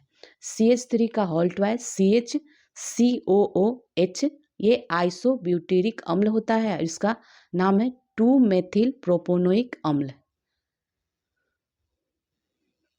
टेक्निकल वर्ड है थोड़ा, कोई बात नहीं, आप इसको कई बार देखिएगा तो याद हो जाएगा। और जल्दी जल्दी आप लोग वीडियो को प्लीज़ लाइक कर दीजिए, शेयर करिए, कमेंट करिए। चलिए आगे देखते हैं। प्राकृतिक बहुलक रबर का बहुलक है आइसोप्रीन। प्लास्टिक से उत्पन्न होने वाली गैस कौन सी है, polyethylene gas. Bullet proof jacket में बनाने में प्रयुक्त बहुलक पदार्थ कौन सा है, पॉलीएमाइड होता है। ब्रांड नेम क्या है, केवलर एवं लेक्सान बहुलक होता है, इसका बुलेट प्रूफ जैकेट बनता है। नॉन स्टिक फ्राइंग कढ़ाई में लेप लगता जाता है टेफ्लॉन का। रेशम तंतुओं में पाया जाता है फाइब्रोइन पाया जाता है। बेकेलाइट के संगठक है फिनॉल तथा फॉर्मेल्डिहाइड। नेक्स्ट है मोनोकार्बोक्सिलिक अम्ल देखते हैं। अब इसका अन्य नाम वसीय अम्ल है, वसीयम। इन्हें वसीय अम्ल भी कहा जाता है क्योंकि इस श्रेणी के उच्च सदस्य जैसे पामिटिक अम्ल आदि सर्वप्रथम वसा से ही प्राप्त किए गए थे, इसीलिए। सरलतम जो मोनोकार्बोक्सिलिक अम्ल है ये फॉर्मिक अम्ल होता है। नीले लिटमस पर प्रभाव क्या पड़ता है, तो नीले रंग का लाल रंग में परिवर्तन हो जाता है। इसका भौतिक गुण क्या है, इस श्रेणी के प्रथम 3 फॉर्मिक एसिड प्रोपिनोइक एसिड अम्ल जो है तीखी गंध वाले रंगहीन द्रव होते हैं। ब्यूटरिक अम्ल से नोनैनोइक अम्ल तक के वसीय अम्ल दुर्गंधित मक्खन जैसी गंध वाले तैलीय द्रव होते हैं। और डेकेनोइक अम्ल से उच्च सदस्य गंधहीन ठोस हैं। फॉर्मिक अम्ल देखते हैं, इसका अन्य नाम मिथेनोइक अम्ल है। सूत्र है CH2O2। प्राकृतिक स्रोत क्या है, लाल चींटियों, मधुमक्खी एवं बर्रे के डंक में पाया जाता है। नामकरण का कारण सबसे पहले चींटियों से, लैटिन नाम इसका है फॉर्मिका, आसवन द्वारा प्राप्त किया गया था। भौतिक गुण है इसका, तीखी गंध होती है, रंगहीन द्रव होता है, गलनांक 8.4 डिग्री सेल्सियस होता है, क्वथनांक 100.5 डिग्री सेल्सियस होता है। ये संक्षारक द्रव होता है, जल, एल्कोहल एवं ईथर में पूर्ण रूप से ये मिश्रणीय होता है। अब परीक्षा इसको देखते हैं। मांसपेशियों में एकत्रित होकर थकान लाने वाला अम्ल है लैक्टिक अम्ल। मक्खन होता है, ब्यूटायरिक अम्ल होता है मक्खन। अब डाई कार्बोक्सिलिक अम्ल देखते हैं। 2 कार्बोक्सिलिक समूह इसमें होता है, COOH होता है। सरलतम कौन सा है, ये ऑक्जेलिक अम्ल होता है। इसका अन्य नाम है मैलोनिक अम्ल और सक्सिनिक अम्ल। एसेटिक अम्ल देखते हैं। अब अन्य नाम इसका क्या है, एथेनोइक अम्ल। सूत्र क्या है इसका, CH3COOH। प्राकृतिक स्रोत है सिरका, वनस्पतियों के सुगंधित तेल। गुण क्या है, तीखी गंध, रंगहीन द्रव, क्वथनांक जो होता है 118 डिग्री सेल्सियस होता है और ये संक्षारक द्रव होता है। इसे ग्लेशियल एसेटिक अम्ल भी कहा जाता है क्योंकि यह ठंडा करने पर बर्फ की तरह जम जाता है। अब हम लोग कुछ तथ्य देखते हैं। केले में मिलने वाला जो अम्ल होता है टार्टेरिक अम्ल होता है। सेव में प्राप्त होता है मौलिक अम्ल होता है। शीतल पेय में प्रयुक्त अम्ल होता है कार्बोनिक अम्ल होता है। ठीक है, विस्फोटक पदार्थ पे अब हम आते हैं। विस्फोटक क्या है, तो ऐसे पदार्थ जो ताप, घर्षण या उचित प्रहार के फलस्वरूप अपघटित होकर प्रकाश, ध्वनि तथा अत्यंत तेजी से फैलने वाली गैसों को उत्पन्न कर तीव्र विस्फोट करते हैं। ये विस्फोटक पदार्थ होते हैं। गुण क्या है इसका? वाष्पशील नहीं होते हैं, आर्द्रता ग्राही न हो और सस्ता एवं स्थायी होता है, तीव्र विघटनकारी ये होता है। देखेंगे ट्राई नाइट्रो टॉल्यून TNT, इसका ये फिगर होता है, संरचना है। संश्लेषण तो टॉल्यूइन पर सांद्र नाइट्रिक अम्ल व सांद्र सल्फ्यूरिक अम्ल की अभिक्रिया के द्वारा इसका संश्लेषण होता है। इसका गुण हल्का पीला रंग होता है, क्रिस्टलीय एक ठोस होता है, उच्च कोटि का विस्फोटक होता है। उपयोग क्या है? बम व टारपीडो का निर्माण करने में अमोनियम नाइट्रेट के साथ मिलकर एमेटॉल नामक विस्फोटक पदार्थ के निर्माण में किया जाता है। ठीक है, अब ट्राई नाइट्रो ग्लिसरीन के बारे में देखते हैं। इसका अन्य नाम है नोबल तेल। ठीक है, नोबल तेल। संश्लेषण होता है ग्लिसरीन पर सांद्र नाइट्रिक अम्ल एवं सल्फ्यूरिक अम्ल की अभिक्रिया के द्वारा। ये ग्लिसरीन है, इस पे सांद्र नाइट्रिक अम्ल और सल्फ्यूरिक अम्ल के द्वारा जब अभिक्रिया करते हैं तो ये TNG प्राप्त होता है। गुण है रंगहीन होता है, तैलीय द्रव होता है। इसका उपयोग महत्वपूर्ण विस्फोटक के रूप में डायनामाइट का निर्माण में होता है। ट्राइनाइट्रोफिनॉल, ट्राइनाइट्रोफिनॉल की संरचना ये है, देख लीजिए। अन्य नाम इसका पिक्रिक अम्ल होता है। संश्लेषण इसका फिनॉल व सांद्र नाइट्रिक अम्ल की अभिक्रिया के द्वारा होता है। इसका गुण क्या है? हल्का पीला रंग होता है, क्रिस्टलीय ये ठोस होता है। उपयोग इसका होता है प्रचंड विस्फोटक में। खोजकर्ता इसके अल्फ्रेड नोबेल थे। डायनामाइट, डायनामाइट इस तरह का होता है, देख लीजिए। संश्लेषण कैसे होता है? परंपरागत विधि जो है, लकड़ी के बुरादे में नाइट्रो ग्लिसरीन को अवशोषित कराकर प्राप्त किया जाता था। ये परंपरागत विधि है। खोजकर्ता इसके अल्फ्रेड नोबेल थे, 1863 में खोजे थे। आधुनिक विधि में क्या है? नाइट्रोग्लिसरीन के स्थान पर सोडियम नाइट्रोट का प्रयोग इसमें करते हैं। उपयोग कुएं खोदने में, सड़क बनाने में, चट्टानों को तोड़ने हेतु विस्फोट में इसका उपयोग किया जाता है। अब ब्लास्टिक जिलेटिन है, ब्लास्टिक जिलेटिन है। इसका संश्लेषण 7% नाइट्रोसेलुलोज व 93% नाइट्रोग्लिसरीन का निर्माण से होता है। प्रयोग है खान खोदने और सुरंग बनाने में इसका प्रयोग होता है। RDX जानते हैं आप लोग, रासायनिक नाम इसका साइक्लोट्राइमेथिलीन ट्राइनाइट्रेमीन होता है। साइक्लोट्राइमेथिलीन ट्राइनाइट्रेमीन होता है। खोज करता है इसके हेनिंग है, 1899 में इसकी खोज हुई थी। अन्य नाम है साइक्लोनाइट, USA। हेक्सोजन जर्मनी में कहा जाता है, T4 इटली में और C4 भी नाम है। साइक्लोनाइट USA में भी कहा जाता है। प्रवर्धन कैसे होता है? तो ये पॉलीब्यूटाइन एक्रिलिक अम्ल एवं पॉलीयूरेशन जैसे प्लास्टिक पदार्थों के साथ इसका प्रवर्धन होता है। RDX मिलाकर प्लास्टिक बॉडेड विस्फोटों का निर्माण किया जाता है। तापमान व आग फैलने की गति को बढ़ाने के लिए एल्युमिनियम चूर्ण के मिश्रण का प्रयोग करते हैं। विस्फोटक ऊष्मा इसकी 1510 किलो कैलोरी प्रति किलोग्राम होती है। अब देखते हैं गन कॉटन क्या होता है। इसका संश्लेषण रुई या लकड़ी के रेशों पर सांद्र नाइट्रिक अम्ल की अभिक्रिया द्वारा होता है। खोजकर्ता इसके हैं CF सायन बिन, 1846 में खोजा गया था। इसका प्रकार है महत्वपूर्ण विस्फोटक पदार्थ। ईंधन के दहन से उत्पन्न गैस से, देख लीजिए। कार्बन मोनोऑक्साइड, तो ईंधन के अपूर्ण दहन से ये उत्पन्न होता है। कार्बन डाइऑक्साइड वायु की उपस्थिति में जब ईंधन का दहन करते हैं तब होता है। और सल्फर डाइऑक्साइड कोयले और डीजल का दहन करने से उत्पन्न होता है।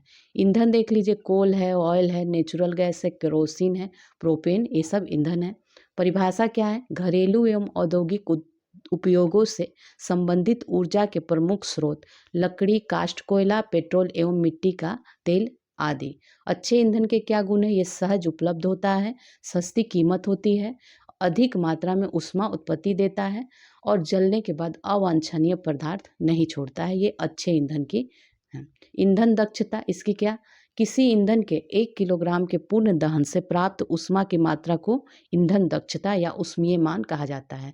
ऊष्मीय मान का मात्रक होता है किलो जूल प्रति किलोग्राम। ठीक है, आगे अब देखते हैं विभिन्न ईंधनों के ऊष्मीय मान। देखिए तो गोबर के उपले 6000 से 8000 kg पर किलोग्राम होता है।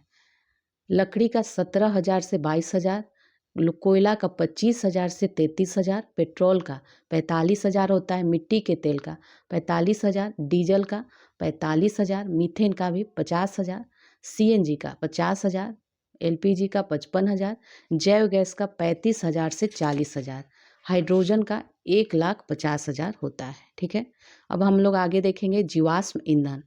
इसकी परिभाषा क्या है? जो सजीव प्राणियों के मृत अवशेषों से प्राप्त होने वाले कोयला, पेट्रोलियम और प्राकृतिक गैस जैसे ईंधन को जीवाश्म ईंधन कहते हैं। इसके प्रमुख उदाहरण कोयला, पेट्रोलियम, प्राकृतिक गैस होता है। कोयला के बारे में देखते हैं। इसकी संरचना कार्बन से होती है। कार्बनीकरण, जब मृत वनस्पति का धीमे प्रक्रमण द्वारा कोयला में परिवर्तन हो जाता है। अन्य नाम इसका काला सोना है। उप उत्पाद क्या होता है? कोक और कोलतार बनता है। कोक क्या है? कार्बन का लगभग शुद्ध रूप होता है ये। इसका गुण है कठोर होता है, सरंध्र होता है और काला पदार्थ होता है। इसका उपयोग करते हैं इस्पात के औद्योगिक निर्माण में, धातुओं के निष्कर्षण में। ठीक है, इसका उपयोग करते हैं। अब हम लोग कोल तार देखेंगे। कोल तार लगभग 200 पदार्थों का मिश्रण होता है। गुण क्या है? अप्रिय गंध वाला गाढ़ा द्रव होता है। उपयोग होता है इसका संश्लेषित रंग बनाने में, औषधि में, विस्फोटक में, सुगंध, प्लास्टिक, पेंट, फोटोग्राफिक सामग्री एवं छत निर्माण सामग्री आदि का निर्माण करने में इसका उपयोग करते हैं। पेट्रोलियम देखते हैं। पेट्रोलियम का अन्य नाम होता है पारंपरिक तेल या हल्का तेल। स्रोत क्या है? समुद्र की तली या भूमि पर भूपर्पटी की गहराई में। पेट्रोलियम के घटक हैं गैस, गैसोलीन, केरोसिन, डीजल तेल, नेफ्ता, ग्रीस, मोम, एस्फाल्ट। ये सभी पेट्रोलियम के घटक हैं। उपयोग कहाँ? ईंधन के रूप में, पीड़कनाशकों, प्लास्टिक, कृत्रिम रेशों, पेंट एवं औषधियों के निर्माण हेतु कच्चे माल के रूप में प्रयोग होता है। कोयला गैस क्या होता है? कोल गैस संश्लेषण प्रक्रिया है इसका। कोयले के प्रक्रमण द्वारा कोक बनाते समय इसको निर्मित किया जाता है। इसका उपयोग उद्योगों में ईंधन के रूप में होता है। कोयले के प्रकार देखिए। पिट कोयला, ये निम्न श्रेणी का कोयला होता है और इसमें जल की मात्रा अधिक होती है। लिग्नाइट कोयला, ये भूरा कोयला होता है और सबसे कम ऊष्मा देता है। सब बिटुमिनस कोयला, इसमें बिटुमिनस जो होता है सॉफ्ट कोयला होता है और एंथ्रासाइट कठोर कोयला होता है और सर्वाधिक ऊष्मा ये देता है। एंथ्रासाइट सबसे अच्छा कोयला। प्राकृतिक गैस देखिए। नेचुरल गैस, गैसीय हाइड्रोकार्बन एवं अन्य गैसों का ये मिश्रण होता है। इसका स्रोत है पेट्रोलियम के तेलकूप व प्राकृतिक दरारें। प्रमुख घटक इसमें मीथेन होता है 45 से 85% और एथेन, प्रोपेन, ब्यूटेन होता है। उपयोग होता है इसका ईंधन के रूप में हाइड्रोजन, गैसोलीन एवं कार्बनिक यौगिक के निर्माण में। एलपीजी में प्राकृतिक गैस से प्रोपेन और ब्यूटेन को पृथक कर उच्च दाब पर द्रवित मिश्रण होता है एलपीजी। खाद्य संरक्षण, पोषण व औषधियाँ देखते हैं। खाद्य संरक्षण, ये सब फ्रीजिंग करना, साल्टिंग, पिकलिंग, ये सभी जो है फूड प्रिजर्वेशन मेथड है। ड्राइंग, एडिशन ऑफ शुगर, ये सभी फूड को प्रिजर्व करने के लिए किया जाता है। खाद्य संरक्षण, इसकी परिभाषा है वह प्रक्रिया जिसके द्वारा भोजन को छोटी या लंबी समय अवधि के लिए खराब होने से सुरक्षा प्रदान किया जाना। खाद्य संरक्षण के सिद्धांत हैं सूक्ष्म जीवाणुओं को नष्ट करना, सूक्ष्म जीवाणुओं की अभिक्रिया को रोकना या उसमें विलंब उत्पन्न करना, एंजाइमों की अभिक्रिया को रोकना। खाद्य परिरक्षक होते हैं सूक्ष्म जीवाणुओं के विकास को रोकने में सहायक रसायन होते हैं, जैसे सोडियम बेंजोएट, C7H5NaO2 इसका फॉर्मूला होता है, पोटेशियम मेटाबाइल सल्फर, ये होते हैं। औषधियाँ, ऐसे रासायनिक पदार्थ जिनका प्रयोग रोगों के निदान एवं दर्द निवारण आदि में किया जाता है, औषधियाँ कहलाती हैं। ज्वारनाशक, ऐसे रासायनिक पदार्थ जिसका प्रयोग उच्च ज्वर में ताप कम करने के लिए किया जाता है, जैसे एस्प्रिन, ये एसिटिल सैलिसिलिक अम्ल होता है। पैरासीटामोल, फिन एसिटिन, ये सभी होते हैं दर्दनाशक। अब दर्दनाशक देखते हैं। ऐसी औषधियाँ जो मानसिक उलझन या अन्य तंत्रिकीय कुप्रभाव के दर्द को कम करती है। इसका प्रकार होता है अनिद्राकारी दर्दनाशक, एक होता है, उदाहरण है इसमें एस्प्रिन है, पैरासीटामोल है और निद्राकारी पीड़ाहारी, ये ऐसी औषधियाँ जो निद्रा उत्पन्न करती हैं। उदाहरण है अफीम उत्पाद जैसे मार्फिन, कोकीन, हेरोइन, ये सभी होते हैं। प्रतिरोधी क्या होता है? ऐसे रसायन जो सूक्ष्म जीवों को मारते हैं या उनकी वृद्धि को रोकते हैं, जैसे मर्क्यूरोक्रोम, बोरिक अम्ल, ये सभी हैं। आयोडोफॉर्म पोटेशियम परमैंगनेट, ये सभी हैं। बीज संक्रामक क्या होता है? ऐसे रसायन जो जीवाणुओं या सूक्ष्म जीवों को शीघ्रता से नष्ट कर देते हैं। इनका उपयोग उपकरणों, बर्तनों, फर्श व सैनिटरी फिटिंग आदि के बीज संक्रमण हेतु किया जाता है। उदाहरण है फिनॉल, मेथिल फिनॉल, हाइड्रोजन पर oxide, chlorine, bleaching powder, sulphur dioxide, ये सभी हैं।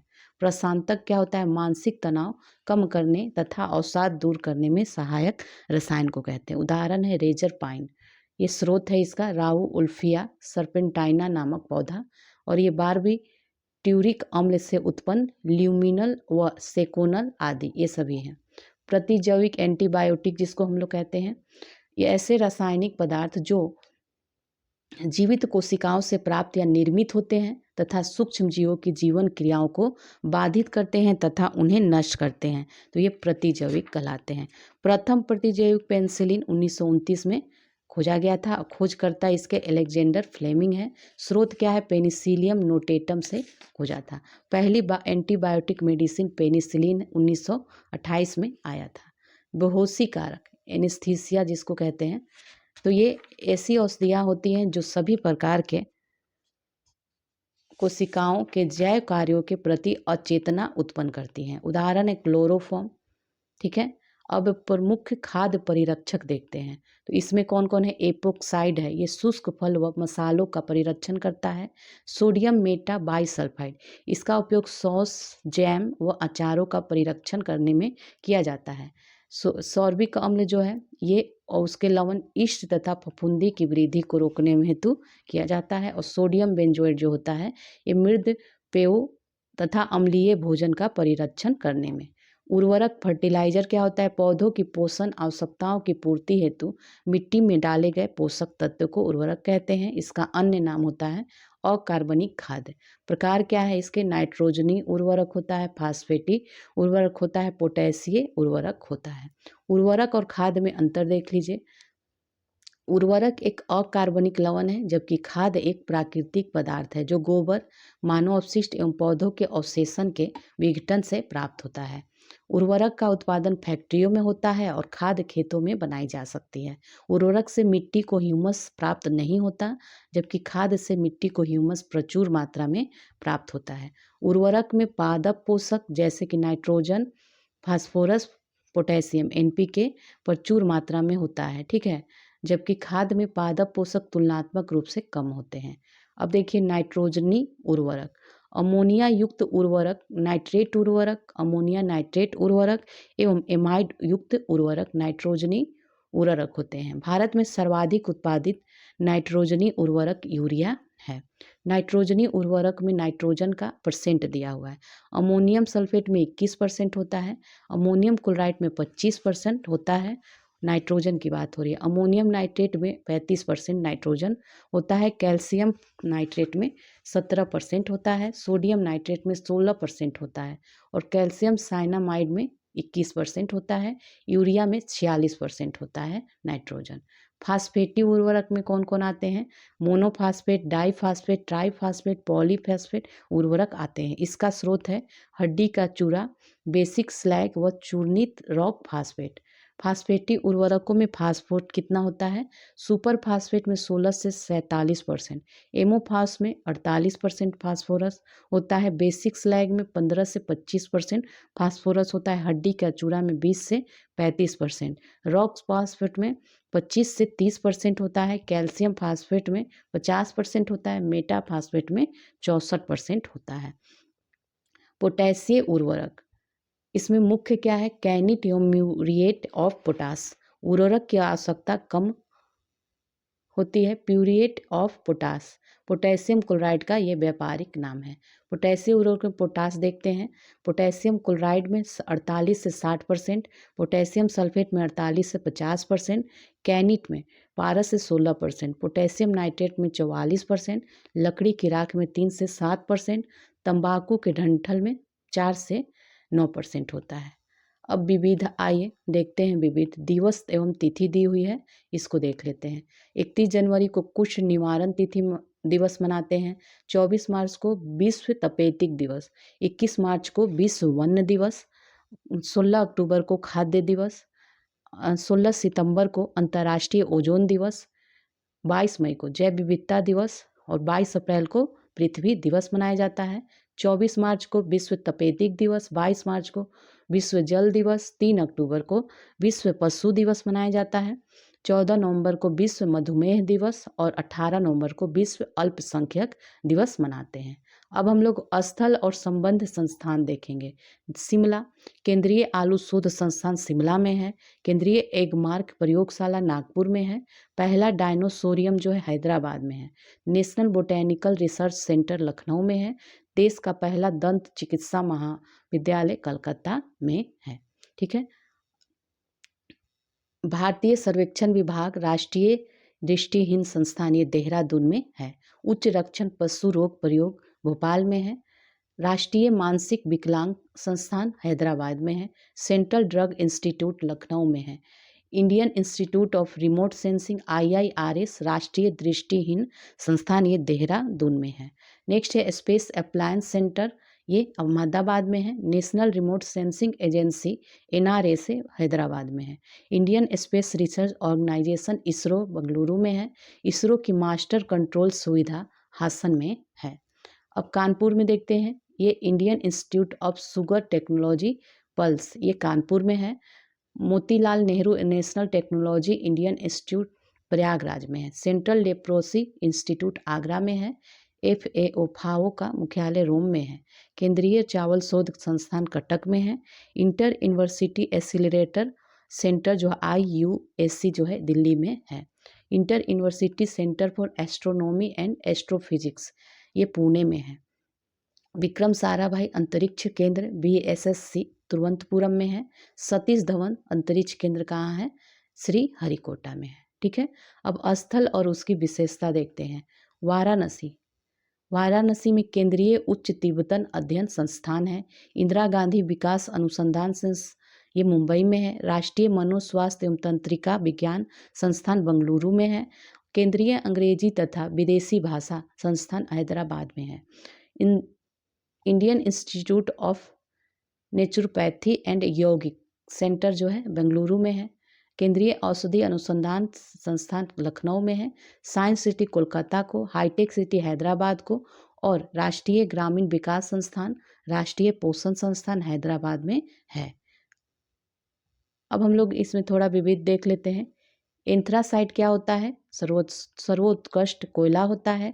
लिग्नाइट जो होता है निकृष्ट कोयला होता है। ग्रेफाइट भारी मशीनों के लिए स्नेहक का कार्य करता है। शुष्क बर्फ ठोस कार्बन डाइऑक्साइड को कहते हैं। भारी जल D2O जो होता है परमाणु संयंत्रों के में मंदक के रूप में यूज किया जाता है। SC उरे भारी जल की खोज किया था इन्होंने। वर्षा का पानी पानी का शुद्धतम रूप होता है।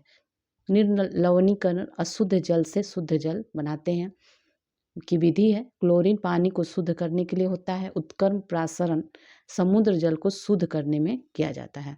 फिटकिरी जो है स्कंदन की प्रक्रिया द्वारा पानी को स्वच्छ करता है। निर्लवणीकरण उत्क्रम परासरण और क्लोरीन फिटकरी ये सभी पानी को शुद्ध करते हैं।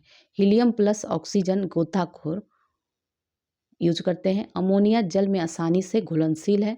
नाइट्रस ऑक्साइड हास्य गैस या निश्चेतक गैस होता है। जिनोन स्ट्रेंजर गैस के नाम से जानते हैं। जिनोन को हीलियम वायुयान के टायरों में यूज करते हैं।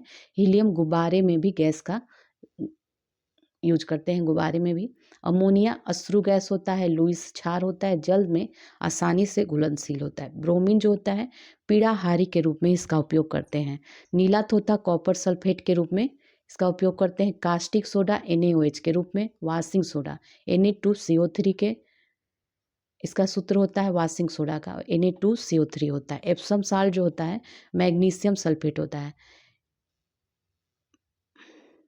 देखिए वाशिंग सोडा का शायद मैंने उधर बोला था Na CO3 शायद, तो उसको सही कर लीजिएगा Na2CO3 होगा। ठीक है।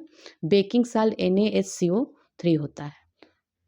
ब्लीचिंग पाउडर कैल्शियम ऑक्सीक्लोराइड होता है। सिल्वर ब्रोमाइड का यूज फोटोग्राफी प्लेट में करते हैं। मस्टर्ड गैस रासायनिक आयुध होता है। मेथेन छापे खाने की स्याही बनाने में प्रयुक्त होती है। इथेफॉन जो है कच्चे फलों को पकाने के लिए यूज होता है। ऑक्सीजन और सिटिलीन गैस वेल्डिंग के लिए प्रयुक्त होता है। एथिल अल्कोहल शक्कर के किण्वन से निर्मित होता है। आइसोप्रीन प्राकृतिक रबर का बहुलक होता है। पेट्रोलियम के भंजक आसवन से।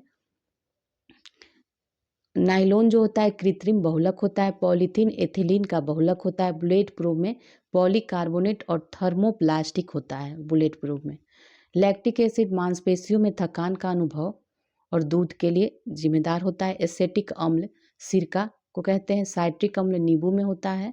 एसेटिक अम्ल सिरका में होता है। ब्यूटेरिक अम्ल दुर्गंध युक्त मक्खन में होता है। कार्बोनिक अम्ल जो होता है शीतल पेय एवं सोडा वाटर में होता है। मैलिक अम्ल सेव में होता है, सेव में। और टार्टेरिक अम्ल अंगूर बेकिंग पाउडर के निर्माण में, अंगूर में होता है और बेकिंग पाउडर के निर्माण में इसका यूज करते हैं। ऑक्जेलिक अम्ल फोटोग्राफी सोडियम थायोसाल्फेट और सिल्वर ब्रोमाइड में संबंधित है। मेथेन प्लस वायु जो होता है खानों में विस्फोट के लिए जिम्मेदार। आरडीएक्स में साइक्लोनाइट हेक्सेजोन T4 होता है। ऑक्टेन संख्या पेट्रोल की गुणवत्ता की माप होती है। किण्वन जो है बायोगैस संयंत्र में प्रक्रिया होता है। ब्यूटेन जो होता है एलपीजी का मुख्य आधार घटक होता है। मरकेप्टन जो है एलपीजी का दुर्गंध, जो एलपीजी में जो दुर्गंध के लिए डाला जाता है उसको मरकेप्टन कहते हैं। कोल गैस CH4CO+H2 होता है। वाटर गैस CO+H2 होता है। CNG CH4+CO2 होता है। Gasohol ethyl alcohol plus petrol होता है। लेड टेट्रा एथिल कार के इंजन की एंटी नॉकिंग से संबंधित है। एथिलीन ग्लाइकोल ऑटोमोबाइल इंजनों में प्रतिहीम का कार्य करता है। फ्रेऑन घरेलू परिस्थितियों में प्रयुक्त होता है। एनिमल जो चारकोल होता है कच्ची चीनी को रंग विहीन करता है। एस्पिरिन एंटीपायरेटिक होता है। पोटेशियम ब्रोमाइड जो होता है शांतिकारक औषधि होता है। एल्युमिनियम फास्फाइड कीटनाशक होता है और ये वनस्पति तेल साबुन बनाने में यूज होता है। अपमार्जक शोधन अभिकर्ता होता है। नाइट्रोजन गेहूं की उचित हरितिमा तथा उचित विकास के लिए। अमोनियम सल्फेट जो होता है मृदा में सर्वाधिक अम्ल छोड़ता है। एमाइड यूरिया में नाइट्रोजन का रूप है और CO2 यूरिया उर्वरक के उत्पादन में प्रयुक्त होता है। एलिथ्रीन जो होता है मच्छर पाइरेथ्रेम में काम आता है। पोटेशियम साइनेट चूहे मारने का जहर इसको जिंक फास्फाइड और रोडेंटिसाइड के लिए यूज किया जाता है। एल्युमिनियम फास्फाइड कीटनाशक के रूप में। क्रुक्स काज जो होता है पराबैंगनी किरणों के अवशोषण की क्षमता होती है और क्रुक्स कांच में पराबैंगनी किरणों के अवशोषण की क्षमता होती है। जिंक ऑक्साइड यह सदपुष्प होता है। तो ये आपका कंप्लीट हो गया रसायन विज्ञान। अब हम लोग नेक्स्ट वीडियो में नए टॉपिक के साथ मिलते हैं। तो वीडियो को लाइक कीजिए, शेयर कीजिए, कमेंट कीजिए। चलिए नेक्स्ट वीडियो में मिलते हैं।